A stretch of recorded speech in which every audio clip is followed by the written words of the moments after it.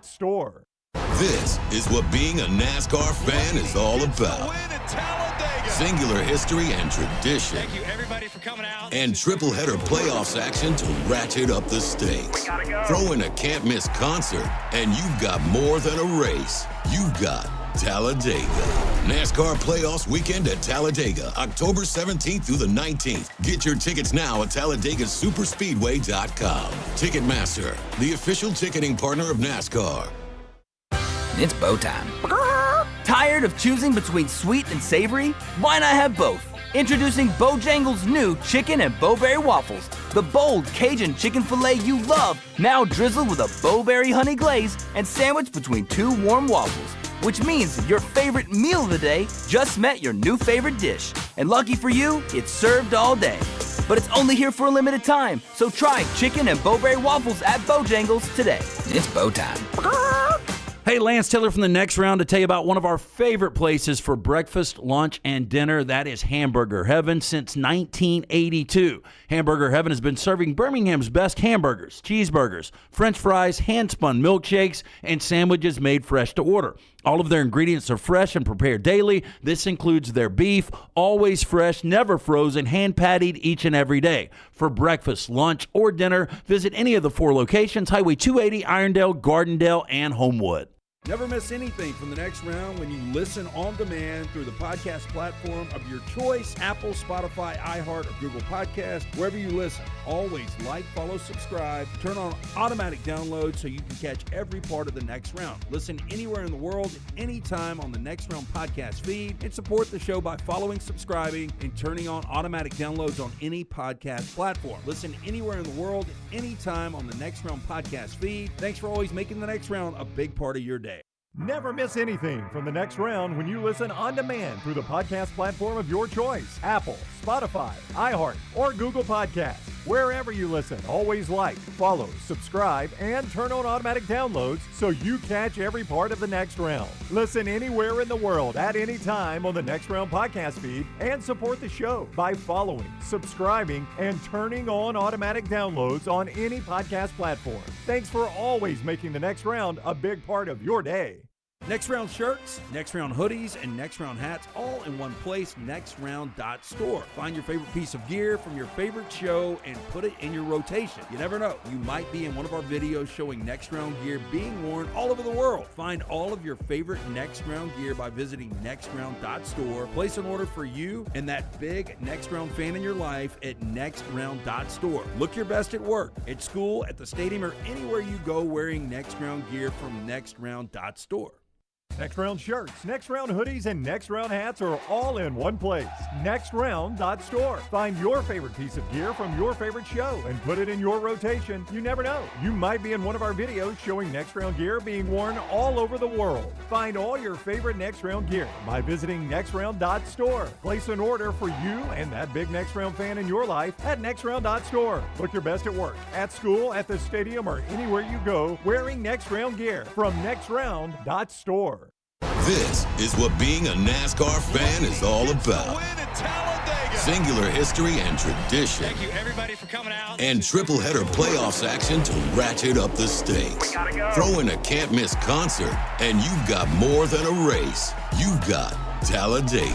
NASCAR Playoffs Weekend at Talladega, October 17th through the 19th. Get your tickets now at TalladegaSuperspeedway.com. Ticketmaster, the official ticketing partner of NASCAR.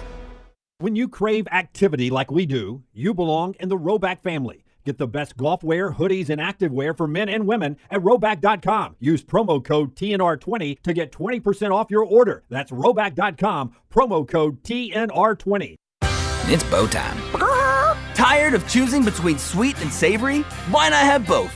Introducing Bojangles' new chicken and bowberry waffles. The bold Cajun chicken filet you love, now drizzled with a bowberry honey glaze and sandwiched between two warm waffles. Which means your favorite meal of the day just met your new favorite dish. And lucky for you, it's served all day. But it's only here for a limited time, so try chicken and bowberry waffles at Bojangles today. It's bow time.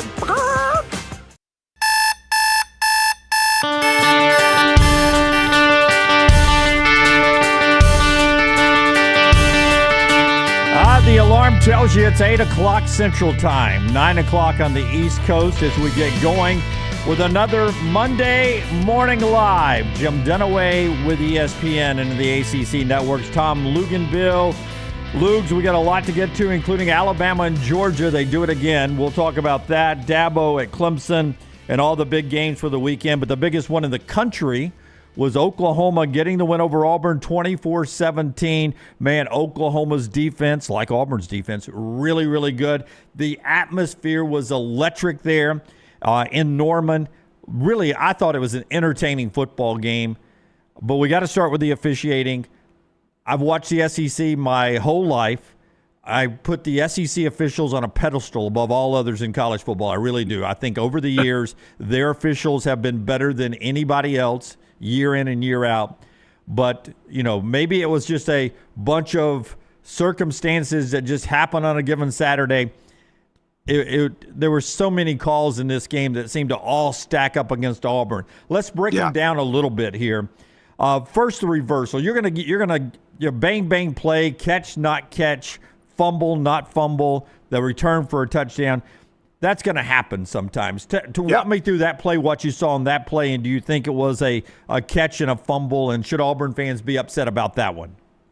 You know, there was a call. It's interesting you asked about that because there was a call that was almost identical to that one in the Syracuse-Clemson game where Syracuse threw a ball into the end zone, and both feet are down for the target. Ball's cradled. He falls down, and as he gets down, that's when the ball comes loose. If you look at that call on the sideline right there, catches the ball, secures the ball, gets a couple of feet, and then the ball starts coming, jarring loose after the fact, right? And I can almost see it both ways because what you're going to always hear officials say is you have to finish the act of the catch. You have to be able to secure the act of the catch.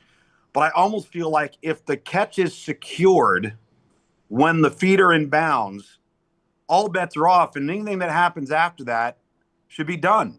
Right. So the other thing, and I was watching this because I will say this, you mentioned the ACC. How great would it have been in that Oklahoma-Auburn game to be able to listen into the officiating calls and to hear them discuss the mechanics of why or they did or did not, why they chose to upheld, why they chose to reverse, because it really reveals a lot. Because what we're now left to do is subjectively have our opinions on what we thought versus what they thought instead of being able to actually hear them say it. That's right. And go, okay, well, I didn't maybe know that, or maybe they used a term in their mechanics that we're not familiar with. There's such value in that. And I applaud the ACC as a conference for doing it. I think we're going to start seeing that across college football, and we should. But at the end of the day, Auburn committed 13 penalties, Jim. And even if you have a couple that are questionable, this and that, you never want to allow the game to come down to what an official does. But there are enough mistakes in other penalty phases of the game. When you look at Oklahoma, I mean, they had 9 penalties for 99 yards. Okay, so they weren't clean either. This was one of those games, in my opinion, Jim, where the defenses were so good that every little play on offense mattered. Yes. And at the end of the day, there were 2 phases in this game that stood out to me and why John Mateer is maybe the premier player in college football. 11 straight completions to engineer drives, play keep away from Auburn, and then after Auburn punches it in, to have a 75-yard drive to close out the game and put the ball in the end zone was nothing short of special. And as I said last week, and I don't know if this is going to catch up with Oklahoma. It may not, but it's a long season. Oklahoma ran the ball for 32 yards.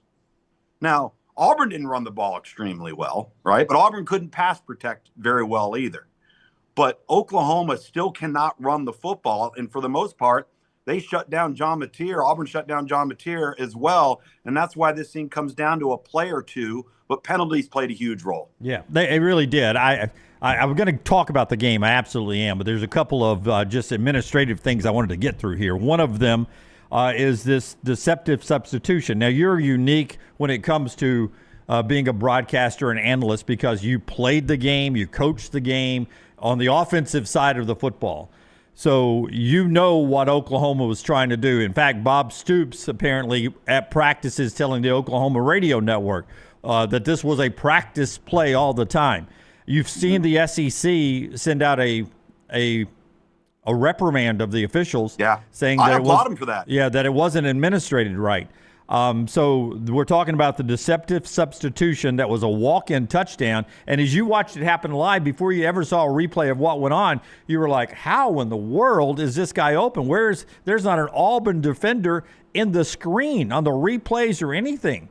Yeah. And then you saw what happened. Do you offensive guys, do y'all intentionally do this? Obviously, Oklahoma seemed like they did. And should this be something that is reviewable on replay, like we do whether it is 11 or 12 men on the field? Should this have been a reviewable play in your opinion? I've been on coaching staffs have not only had that play in our arsenal, but have run it because it used to be a legal play. Right. And essentially it all stopped when they started making sure that the mechanics of substitution had equity, right? And each team had the opportunity to not be out deceived, if you will. And so essentially what you're doing is you're making it look like guys are coming on and you're going off, and then the guy walks over to the sideline and he just stands there right on the edge. So he looks like he's out of bounds. Everybody's forgotten about him. If you look at the all-22, you can see an Auburn defender who's the wide side defender to the bottom of the field. He glances over to make sure nobody's outside of him. Right. And doesn't see him. Right. And then he comes right back to that guy right there. And now you got him. And I think in coaching and trying to get a competitive advantage, everybody's going to live in the gray area. Everybody's going to push the envelope. But that one was something that, in my honest opinion, Oklahoma ran it and was willing to say, if they don't catch us, it's going to be successful. Force them to do their job. That's right. And to me, like if something looks odd like that as an officiating crew, I think you got to at least step back and go, hold on a second. Something was fishy there. Something was a bit off. Why would that guy be so far to the wide side of the field and there's no defender over him? There's nothing wrong with taking a beat there. Yeah. Right. And we complain all the time about how long, targeting takes and all this and that. And I agree with that. We spend way too much time sometimes on these things. But when you have a play like that results in points in a closely contested game and it looks fishy, just take a beat. Take a 1 all-22 look and just go, oh, wait a minute. Hold on a second. And then buzz down. Yep. Buzz down and go ahead and address it. So I think Oklahoma felt like they didn't have anything to lose if they ran it. They're either going to get away with it or they're not going to get away with it, and then they're going to live to play the next down. Okay, we'll move on. And so what's the deterrent? A penalty? That's right. That's right. It's like speeding. It's like speeding on the interstate, man. If I want to get to the coast on time, I'm going to risk going 80, and if I get caught, I get caught. And that's what Oklahoma was doing. Hats off. They were prepared. Yeah. They coached it up. It went their way. If you're on the Auburn side, though, you're wanting that flag, man. You're wanting the thing you get from the SEC office. I mean, I knew it was coming. I thought it would come on Monday. It came really quick Saturday night. It does you no good on the scoreboard. Huge moment in the game. But yet Auburn led in the fourth quarter. So we'll get back to the game. They led, and then Mateer puts together the drive, and they end up winning the game 24-17. And Oklahoma looks the part of a playoff team now with two big wins, both at home, Michigan and Auburn. Let's go with this with Auburn now. 10 sacks. And you mentioned the penalties. 6 false starts, 2 holdings, part of their 13 penalties. But 10 sacks. Some people are calling it 9. Some are calling it 10. Wherever you land, that's a lot of sacks. I think it's the most in college football by any defensive unit since 2021. I think that's the stat I read, maybe 2022. So the Sooners got after the quarterback. How concerned should I be if I'm Auburn with that? Or was that Jackson Arnold really just protecting the football, not wanting to turn it over, and willing to be, almost like you were saying on Oklahoma, we're going to risk it and take the flag if they catch us doing this? Was that a situation that Arnold was like, man, nothing's open. I'm going to eat this football instead of risking an interception? Sometimes is a sack a good thing? Well, I think if it maintains possession of the ball, it's better than the alternative. I've become a firm believer over the last several years that sacks are no longer a quarterback stat, right? Excuse me, they're not an offensive line stat. They're a quarterback stat. Because the worst case scenario that what you should be doing now is just getting the ball out of your hand. If that means throwing it into the dirt or throwing it into the seventh row and living to play the next down, either avoid the hit, avoid the pressure, or avoid the negative play that comes with a sack.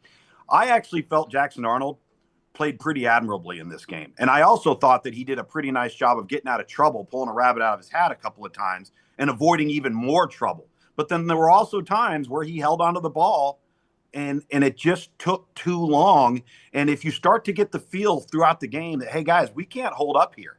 And then on top of it, you couldn't run the football effectively. So it's not like you had the opportunity to turn around and hand the ball off and try to, kind of ease the tension at the line of scrimmage. So I think it was a combination of things.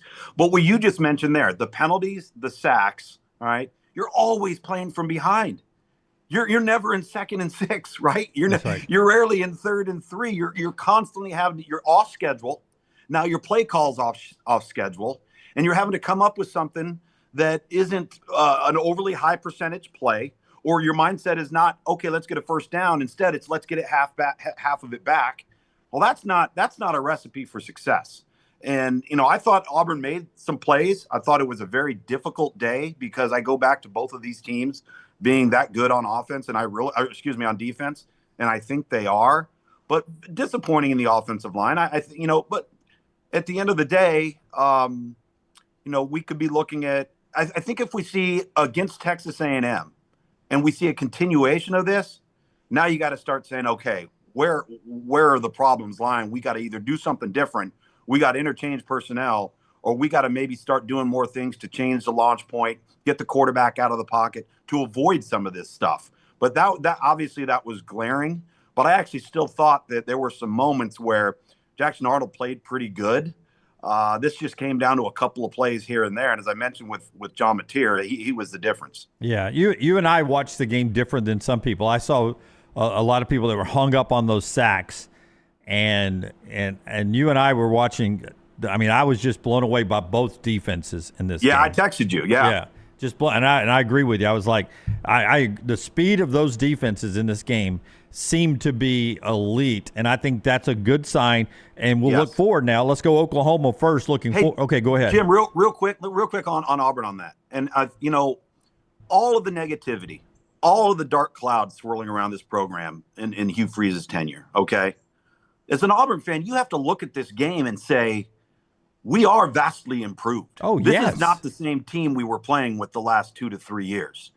And so while it was a loss, and it was a tough loss, and it was on the road, and it could have gone either way, and you're playing a really good, improved Oklahoma team, there are a lot of positives to pull away in terms of the direction of the program, the player acquisition, the improvement at the quarterback position, being competitive, like being really competitive, to me, has to be a positive sign if you're an Auburn fan. 100%. With all the crap that had gone on, the sacks and the deception and an overturn, you led 17-16 in the fourth quarter on the road in Norman. So let's play it forward for both of these teams. For Oklahoma first, they get Texas coming up in a couple of weeks. And I don't think you can look at what you've seen Texas put on tape and what you see Oklahoma put on tape and say that Texas, I know what the polls say, and I don't know if Texas is still ahead or not in the rankings. I think actually Oklahoma has jumped ahead of them, and they should be. Oklahoma looks light years better than Texas right now. I know when they play each other, it probably won't look that way. But right now, to my eyes, Oklahoma looks light years ahead of Texas. Well, they are. The question's going to be, will Texas have the full complement of their running back room back when that game matters, when that game happens? Because right now, and I keep harping on this, and at some point or another, we're going to show up on this Monday morning, and it may bite Oklahoma, and that is, how do they run the football if John Mateer can't run the football? Right. Because it can't be all him all the time. And let me tell you something. If it is, and they weather this gauntlet, just hand him the Heisman Trophy. Because to do what they're doing and to be as efficient as they are, I think the difference between Texas and Oklahoma right now is efficiency on offense. Texas is wildly erratic, has missed way too many opportunities, left way too many plays on the field, has dealt with more injuries and a less experienced quarterback. but Oklahoma's a well-oiled machine right now. And I'm going to be very interested to see how they continue to grow and develop. And if you are Texas and you're Sark, and Sark knows what's coming, you are going to see every exotic defensive approach you have ever imagined to try to create hesitation and poor decisions in Arch Manning. Because, listen, Brent Venables is a master at changing the picture post-snap. Yeah, I agree with that. Looking forward to Red River coming up soon. Before we do Auburn at Texas A&M and get into Bama and Georgia and then the rest of the games, I'll remind you, Monday Morning Live, brought to you by our friends at MyBookie, mybookie.ag, where I had a sweet little 4-team parlay winner on Saturday. Got knocked down to a 3-teamer because of a tie. I was going 5 teams, took Auburn out at the last moment. Thank goodness with that safety at the end that changed the line there.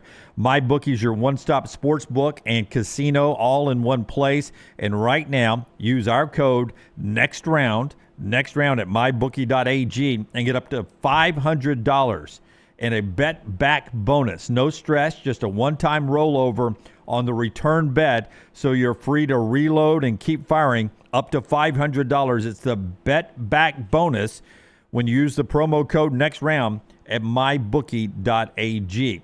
Oklahoma's big wins have been at home.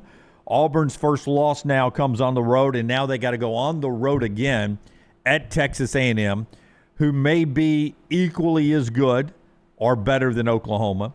They may be equally as good or better than Oklahoma offensively, and the environment likely will be equally as good or better there in Kyle Field at College Station. So Auburn at Texas A&M. Give me a positive that you're Auburn that you can take on the road to Aggie Land this weekend. Well, I can tell you one thing. It's hard to beat anybody, but it's really hard to beat people when you continually beat yourself, and that's what Auburn did in the penalty phases we just talked about. But guess what? Texas A&M did it too against Notre Dame, committed 13 penalties and somehow won the game on the road. That's an anomaly. You don't carry that over, in my opinion. Listen, I think that this team, this Auburn team, when they don't beat themselves, are good enough to line up and be in a fourth quarter one-possession game with everybody that they play. I do believe that. I also believe Texas A&M is capable as well. Now, both teams are going to have to come up with an answer running the football effectively. I think Texas A&M has to get more out of Reuben Owens. Le'Veon Moss, obviously, is a really good player. And then Jeremiah Cobb's got to be the focal point in the run game. If the run game doesn't improve for Auburn, and they weren't able to run it effectively on the road last week, then it's going to be difficult because they're going to become one-dimensional. But I think they've got the personnel to match up. They've got weapons. I'm really impressed with Auburn's receiving core that I think is actually going to get better and better and better as the season materializes and goes forward. I'm a little hit or miss on Marcel Reed. I think he has been a bit streaky. Yeah. If you're Texas A&M, I think his good has been really, really good, but his bad has been not good enough to win. Whereas Jackson Arnold, in my opinion, even at his worst so far, he hasn't necessarily put the team in a hole. And I thought Marcel Reed did that a little bit against Notre Dame 2 weeks ago, and they got down by 10 in the fourth quarter and then come up with a way to win the game. I mean, it doesn't get any easier each and every week, man. And I'll tell you, the teams that are going to be mature, this is where I think if you're at Auburn, you got to have the maturity to flush it. Because if you spend any time sulking and lathering in what was a hard-fought, difficult loss on the road in a game that in many respects you could have won, then you are going to go into the Texas A&M game behind the 8 ball. You cannot afford to do that. I think the maturity and the leadership of this Auburn team has to carry them on the road this week. Yeah, they can't be doing what I'm doing and hung up on the calls that did not go your way. They've had to. They've got to move forward because they've got a challenge coming up with Texas A&M this weekend. It's Auburn. It's Texas A&M. It is 2:30 on ESPN this weekend. Another road game for the Auburn Tigers. Alabama, Georgia, prime time, ABC this weekend. As it's another meeting. It's another meeting of Alabama and Georgia. Before we break this down, let me our buddy, I don't know if you remember Kevin Skarbinski used to write here back in the day. Scarbo, he knows his sports. He sent out this fact over the weekend. It's the 7th time in the last 12 meetings, basically the Saban-DeBoer era, that Alabama and Georgia have played Seventh time in the 12 and the third straight where Georgia's actually ranked higher than Alabama. In those games, Georgia 0-6. So Alabama goes in with the hunting, they're the hunter mentality, and Georgia's got to be the hunted again. But for the first time with Kirby, this one's at home. So let me go first and ask you this question on Alabama and Georgia. Where does Georgia have the advantage over Alabama in this game, in your opinion, after seeing what they did at Tennessee? I think there's two areas that I look at. Number one is this is going to be the first time that Alabama has been challenged up front in the way that they were against Florida State, meaning Georgia's defensive front seven versus Alabama's front five, or whatever six-man protection they want to line up in. That's number one. Number two is they're going to have to deal with a quarterback in Gunnar Stockton that is not just a passer, right? I mean, you almost have to go back to DJ Shockley at Georgia to come up with a Georgia offense where you said, wait a minute, the quarterback's not going to be stationary in the same place all the time. And now Mike Bobo, and you saw this against Tennessee, instead of, you're going to have some creative plays out of Gunnar Stockton, and he's going to get out of the pocket and he's going to extend and, avoid a negative play. But now they're lining up and they're saying, okay, we're going to run zone read with him. We're going to run quarterback counter. We're going to run quarterback naked. And so you put the defense in a position to always have to account for that. Those two areas. And not that Ty Simpson doesn't provide some of that, but what Alabama's doing is they're not utilizing Ty Simpson as a runner. Right. The Ty Simpson's plays have happened when he's seen an opportunity and have been able to create. For my money, Jim, the left side of the offensive line for Alabama will tell the story early and often in this game. Because while Alabama has improved and we've seen distinct improvement from them each of the last 2 weeks, they've had distinct athletic advantages. Yep. And so I'm looking at number 74, and I want to see what 74 does consistently when it comes to handling that front for Georgia. Because the luxury of playing ahead of the chains, the luxury of dictating terms, which Alabama has done each of the last 2 weeks, has always put them in an advantageous position when it comes to down and distance. That was not the case versus Florida State, and it wasn't because of Ty Simpson. It was because they got whipped up front. So my binoculars are right there this week. Yeah. Hey, well, if you're an Alabama fan, you just got chills because you just described exactly what happened in that Florida State game. Front seven up front, Florida State beat Alabama. Quarterback, not just a passer, beat Alabama. So they got to solve what ailed them in week one when they get to Athens this weekend. So where can Alabama succeed? What does Alabama do that you like against what Georgia does? So if there's a deficiency right now with Georgia, I think it is in the defensive secondary. And I believe going into the Tennessee game, it was as well. And Tennessee was able to exploit that. Georgia's had a hard time making contested plays where the target and the defender have been in phase, and it turns into a bit of a 50-50 ball, and they've either fallen out of position or they haven't made the play on the ball. What's happened the last couple of weeks going into this Georgia game is I think that Alabama has really developed their weapons outside of Ryan Williams. So going into this matchup, their players, whether it's Jeremy Bernard, where it's Brooks 17, Ryan Williams obviously got the memo, all right, 2 weeks ago in that Wisconsin game. They have more weapons to choose from that are notable and verified than I think they went into the Florida State game with. So the passing game for me, if you turn on that Tennessee tape, there are opportunities there. And the level that Ty Simpson's playing at right now, I think that combination of his accuracy and more than just number two, all right, being the guy that everybody looks at when the huddle breaks, does give Alabama a bit of an advantage in that area. 2-1 Alabama, 3-0 Georgia, prime time this week on ABC. We'll get into everything that happened this past weekend. Another big SEC game, LSU at Ole Miss. Finally get to see some really good Big Ten games. Indiana, Illinois didn't live up to it. Penn State, Oregon likely will. We'll talk about all that with Tom Luginbill coming up as we continue on Monday Morning Live, brought to you by our friends at MyBookie, mybookie.ag. They do this with us every Monday, and we're glad you're a part of us as you watch right now, and all the great comments going on in the chat room right now where they're talking about Alabama opening up as a road underdog. there. 3.5, now down to 2.5 in Athens. You can get that at mybookie.ag, mybookie.ag, promo code NEXTROUND, and you can use that code to get a bet back bonus on your first bet, up to $500 fully covered. Bet back bonus with no stress right there, promo code NEXTROUND. And don't forget, at MyBookie, not only do you get the sports book, you get all the casino fun right there. So not just about the football games on Saturday and Sunday, you can have a little casino fun at night at mybookie.ag. mybookie.ag.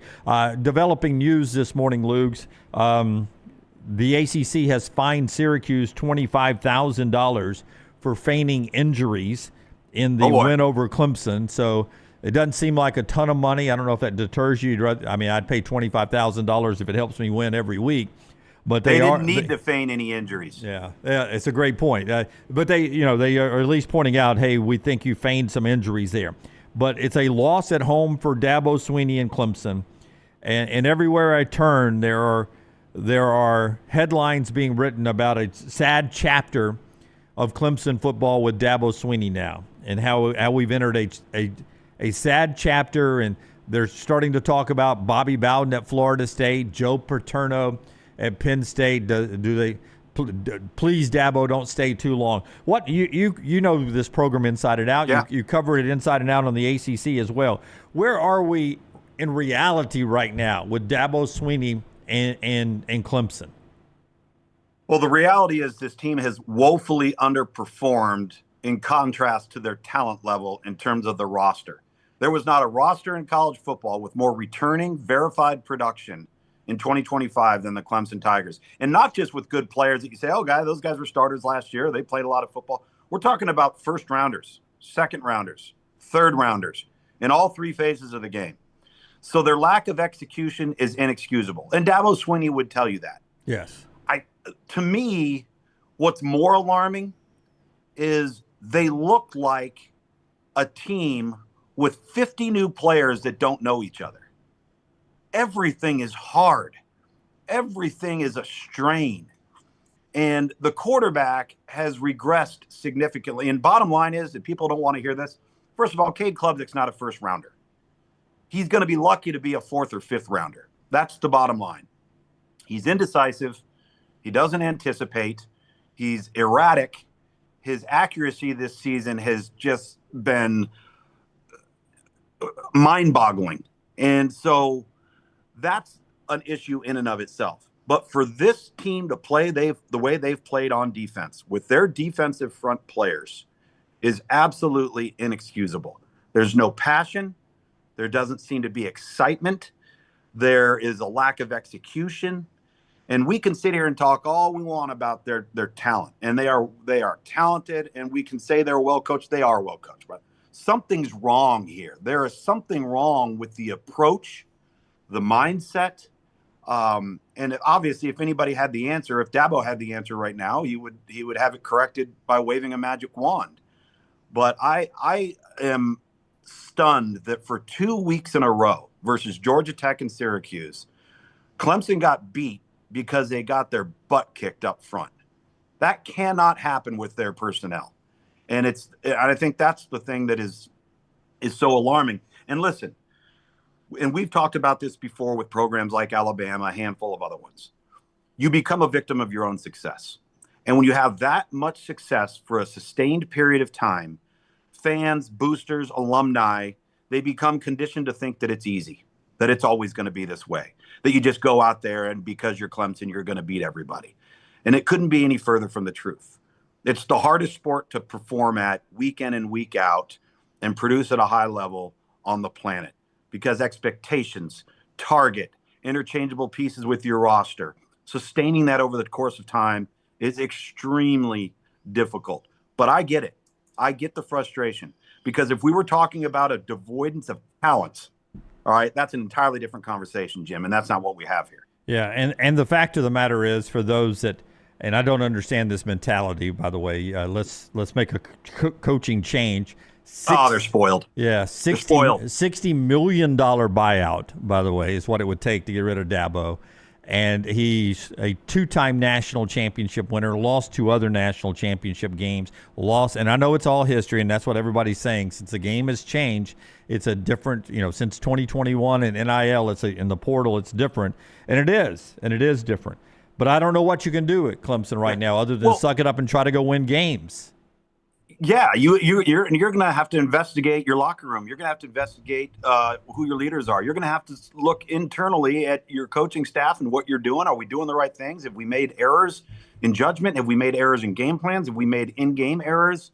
Where are we deficient? Forget about everybody else and worry about the Clemson Tigers. And anybody who keeps talking about the whole portal thing with Dabo, this and that, you could make an argument. They have the best defensive portal player in the country. That Will Help kid is an absolute handful. What he did the other day, I don't know if you saw it, he took that Syracuse defensive tackle, put him on skates for about 3 or 4 yards to the point where he pancakes them. They're both on the ground as Cade Klubnik's getting the ball out of his hands. Then the kid gets up off the ground and runs and chases down the guy with the ball. Like he is playing at the utmost high level. The problem is the rest of them aren't. Yeah. That is Clemson's problem right now, and also Clemson's problem is that they're 0-2 in the ACC. And oh, by the way, the ACC looks really, really good this year. It is. Watching that Miami team against Florida, and I know Florida's record, but I also thought Florida would win this game, and I know how close Florida is, even in their 3 losses. That Miami defense and that speed off the edge, both edges, that looked like old school Miami to me. They looked the part, Lugs. What do you see in Miami? The polls say they're a national championship contender. I think the tape backs it up. The tape absolutely backs it up. And I'm glad you said that real quick about Florida, because you can say what you want. Can you imagine Florida if they couldn't play defense? Yes. Oh, no. That Florida team is hell on wheels on defense. Remember, that Miami team has gone up and down the field on everybody. They've thrown it at will. They've run it when they wanted to. They've had elite level of pass protection, almost flawless quarterback play. And it took everything Miami had to scrap and scrape enough plays on offense. And fortunately, because Miami's so good on defense in their own right, they were able to do just enough. So Florida, whatever's happening on offense, you can say what you want, but you ain't going to address them on defense in the same manner, because that team has got some real players and made Miami earn it. I think the thing that stands out to me about Miami is when you came into the season, you said, okay, we've seen a large sample size of Carson Beck. We know that Miami is going to be really good in the offensive line. I personally think they're the best offensive line in college football right now. You knew they had a running back in Mark Fletcher. But your question was, who are the wideouts going to be? Who are the weapons going to be? How are they going to come together and figure out what the passing game is going to be? I think I could make a strong argument that through the transfer portal and through freshman integration, Malachi Toney being the freshman, C.J. Daniels, obviously, all right, Keelan Marion, the tight end, no group of skilled players that had not played together with their quarterback has gelled quicker than Miami's offense has gelled in the first 4 weeks of the season. And then you complement that with the defense, and they are built right in all of the right places. 2 things stand out to me about the difference in this Miami and Miami of the last 2 to 3 years under Mario Cristobal. Number one, the defensive hire in Corey Heatherman, fantastic. They have corrected their defensive back end issues. They have almost eliminated the multiple explosives. That's number one. Number two, their game management late in games when the game was close has not lost the game for them. And that's been an issue that has plagued Mario Cristobal. They have flipped that script as well. So you combine those players, that execution with solid game management and not giving up defensive explosives, you've got a recipe to beat everybody on your schedule. Yeah, you think Mario Cristobal loves it when you can line up and run it 42 times and win a football game, the old offensive lineman? Well, I mean, he's sitting there. I mean, for them to run for 116 yards behind Mark Fletcher on that Florida's defense, in a slog fest with horrible weather, the ball's wet. They just they're really good, man. I think that for the first time in a long time, they are as advertised. We keep saying, "Is Miami back? Is Miami back?" Well, maybe they are. Yeah, but this ACC race, which you're very familiar with, gets really interesting because Florida State has that win over Alabama, which has them ranked highly, but they've had byes and nobody since then. They do a sneaky Friday night game at Virginia this week. And, oh, by the way, Virginia sneaky in the ACC race right now. What do you make of that Florida State team? Are they a contender? Louisville, Georgia Tech? Could Virginia sneak in there? Now that Clemson's out of the way, what do you make? Who's challenging Miami in this ACC race right now? Well, I think that let's start off with Florida State, because I think the thing that it impresses me the most about Florida State is we all saw what happened, versus Miami. But Florida State's now had 2 opportunities to go out and go through the motions, be on cruise control, and play down to their level of competition, and they did not once do that. It has been pedal to the floor, integrate a ton of different players while you can when you have talent advantages, get guys experience, and the quarterback has played off the charts. I'm a believer in Florida State. I think they're vastly improved. I said this to you before. They are the poster child for what happens when you make good decisions in the transfer portal, 2023, when you make bad decisions in the transfer portal, 2024, and then when you come back and reverse that, because it means so much. I always go back to what Nick Saban said. You can pay all the guys you want, but if you pay the wrong ones, you're SOL. And this time around, they've made the right choices. So Virginia, the quarterback, Chandler Morris, is really good, Jim. And outside of one play versus NC State on the road 3 weeks ago, they're undefeated. Now they have the best schedule of anybody in the ACC. They don't play any of the top contenders, but they are vastly improved. And now Florida State will truly be challenged, as will Virginia. It's going to make for a great game on Friday night. Had Syracuse not lost their quarterback, which I think is a shame, when Stephen Angeli went down, he was playing lights out, picked up right where Kyle McCord left off, and that was a big win for Syracuse. How good is Ricky Collins? Can they continue moving forward? So you've got Virginia. NC State finally went out, and the turnover bug hit them against Duke. And Duke was the team coming into the season with Darian Mensah that everybody was excited about. They went and turned it over for 3 straight weeks, and then all of a sudden against NC State, they play clean football. Imagine what happens when you don't turn the ball over, but NC State did. I still think NC State's a bit of a problem. So there's a lot of competitiveness top to bottom in that conference. Louisville, I need to see a little bit more out of Miller Moss. I don't know if he's to the Tyler Shuck level of this offense a year ago, and their schedule's about to get infinitely more difficult.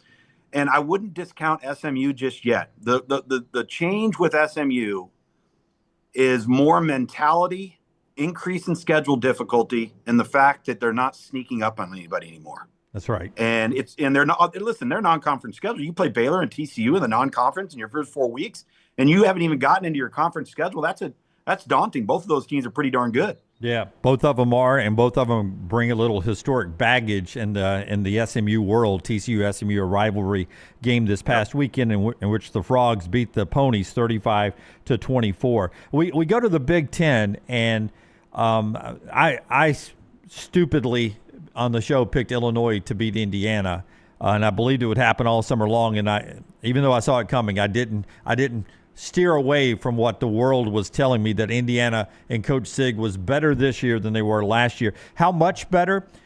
In the history of the AP poll, Lugs, in the history of the AP poll, it was the biggest margin of victory, 53, by a non-top 10 team against a top 10 team in AP poll history. They beat Illinois 63-10.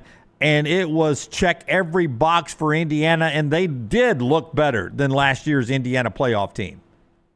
And it might be because they're better at quarterback than they were a year ago, and Curtis Rourke was pretty darn good. Fernando Mendoza, and I had an opportunity to see him several times when he was at Cal last year, might be the best offensive pickup, regardless of position, in the transfer portal this year. They have not skipped a beat. They had 2 penalties for 10 yards. 8 of 11 on third down, ran the ball for over 300 yards. They were almost flawless. What I didn't recognize until I started going back and watching it, I did not expect them to be as explosive as they were. They've got weapons, man. I mean, they can throw it and run by you. They can line up and pound it down your throat. I'll tell you one thing, if I'm serious about football, which I don't believe they are, and I'm UCLA, I'm backing up the truck to Bloomington, Indiana. And if I'm Virginia Tech, I'm backing up the truck to Bloomington, Indiana. Because when you look at what he's done there in a short period of time, and it would have been easy to say, oh, well, last year was a flash in the pan. You know, they struck gold. They snuck up on everybody. Nobody realized how good Curtis Rourke was, even though he had won, 10 games in a row for 2 or 3 seasons at Ohio, or 10-win seasons. Nobody really saw it. And then for them to actually come back with a better version this year, they're a problem in my eyes. And I personally, to be honest with you, Jim, I need to see so much more out of Penn State. Everybody needs to quit ranking Penn State with that schedule where they've ranked him. I understand who's on the roster. Right now, the QBR for Drew Aller is woefully low considering the level of competition. You've got Michigan that's integrating a true freshman quarterback. Ohio State's obviously very, very good, and I think will get better.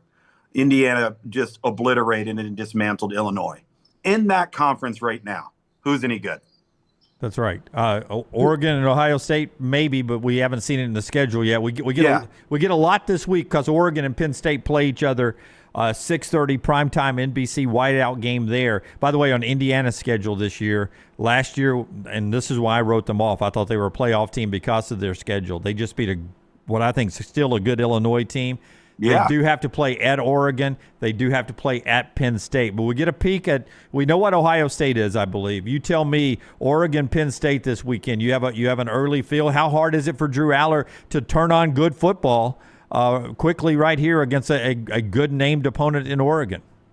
Well, my concern for Penn State is Oregon has the ability at any given moment to turn a game into a track meet. And they have such mismatch advantages with their skilled athletes on the perimeter that if that's the tone of the game, that does not play into Penn State's favor. And I would have loved to see Penn State have a couple of tune-ups against some Power 4 programs. I don't care who they are, but some teams where you could line up and say, okay, similar to what I just mentioned with SMU, right? SMU challenged themselves and unfortunately came out 0-2 with the TCU and Baylor results.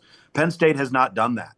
And I fear that they may, and not necessarily that Oregon has done that either, but Oregon has gone out and boat raced everybody and looked good doing it. And remember, with Oregon, my concern coming into the season, Jim, was you were replacing 12 years. Yeah. 6 with Dylan Gabriel, 6 with Bo Nix of elite level quarterback experience with a guy in Dante Moore that had not played, right? And you got to give that coaching staff and Dante Moore a lot of credit because he's come out and he looks like a wily veteran. Now, that's going to be a different environment and an entirely different defense. But if Oregon gets rolling, Penn State's going to have their heels in. They better dig their heels in, man, because I haven't been impressed with Penn State to this point. Moore, Bryant, and Benson, the wide receivers at Oregon, not well thought of coming into the year. They've delivered so far, but they'll have a different challenge with that Penn State secondary in Happy Valley this weekend. Before I get back to the SEC race and the Big 12 race to wrap up our Monday morning live, I want to remind you it's always brought to you by our friends at MyBookie. MyBookie.ag, your one-stop sportsbook and casino, all rolled into one. Bet football all weekend, then hit the slots after dark when the games are done. It's all right there at mybookie.ag. Use the promo code next round. And don't forget, they got that bet back bonus. No stress. Roll over on the return bet, so you're free to reload and keep firing. If you missed that first bet, up to $500, it's the bet back bonus. Mybookie.ag. Promo code next round. One thought on the Big 12. Texas Tech and Utah in that big battle. Hate they had to play it at 10 a.m. Body clock time for Utah, real time out at Utah. But the atmosphere I thought was good. Texas Tech, their defense impressed me in that one. They win it 34-10. And to have a backup quarterback, Will Hammond, ready to come in and do what he did, that's just I question, is Joey McGuire a good enough coach to have this kind of payroll? Their coaching staff had QB2 ready to go in that game. Yeah, listen, and I've known Joey for almost 20 years now. I texted him the other night. I said, your quarterback's got ice water in his veins. Yep. Because that result actually shocked me, Jim. And I think, with all of the hype surrounding the Texas Tech offseason and the investment and the money put forth towards name, image, and likeness and facilities upgrades and what they did in the transfer portal and high school recruiting, it would be easy for them to have all of that hype, but be a program that hasn't been in that realm before and you don't handle it well. But to this point, they've been as advertised. That is a difficult place to play, and that's a good Utah team that did not play very well, but credit Texas Tech for creating a lot of those problems that we saw from Utah. And Will Hammond just played absolute lights out. I think that game thrusts them into the driver's seat in what is a very competitive conference top to bottom, because the quarterback play in the conference top to bottom is going to be very good. I think there's going to be a lot of one-possession games in the Big 12 this year. But on that particular Saturday, Texas Tech proved that the decisions that they have made to this point have been the right decisions. Their two edge rushers, Romello Height and David Bailey, the kid from Stanford is Bailey, Romello Height, obviously formerly of Auburn and then Georgia Tech.